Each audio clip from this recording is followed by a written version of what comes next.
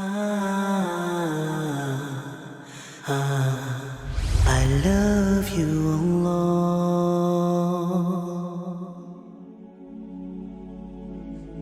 Prophet Muhammad ﷺ, because he was the last of the prophets of Allah to come, he gave descriptions of Dajjal which were so precise, it is as if we could see him before us, because there was none to come after him.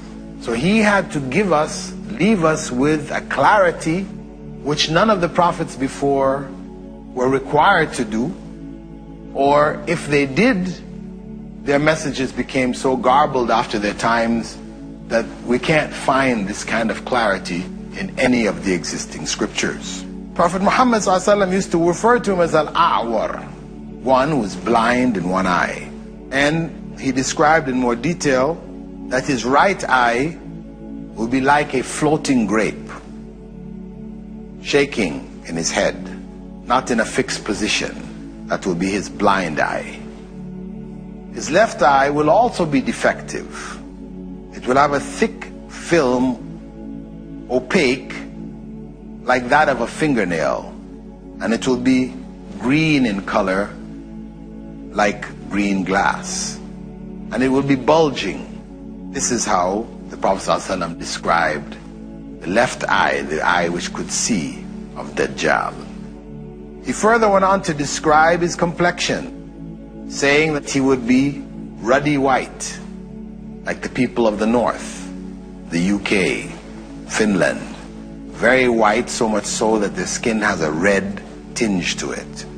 And his forehead will be prominent, protruding, and his neck wide. He will be short and stout, be young and very powerfully built, and his back will be slightly hunched. And when he walks, his feet would be set apart, not walking feet together, unusually far apart. And his hair will be curly locks, which look from a distance almost like snakes coiled on each other in his head, big locks. He will also be sterile. He will not have any children. According to the Prophet ﷺ, he most resembles a particular individual by the name of Abdul Uzza ibn Qatan. Abdul Uzza ibn Qatan, from the Mustalaq clan of the Khuza'a tribe, who had died in pre-Islamic times.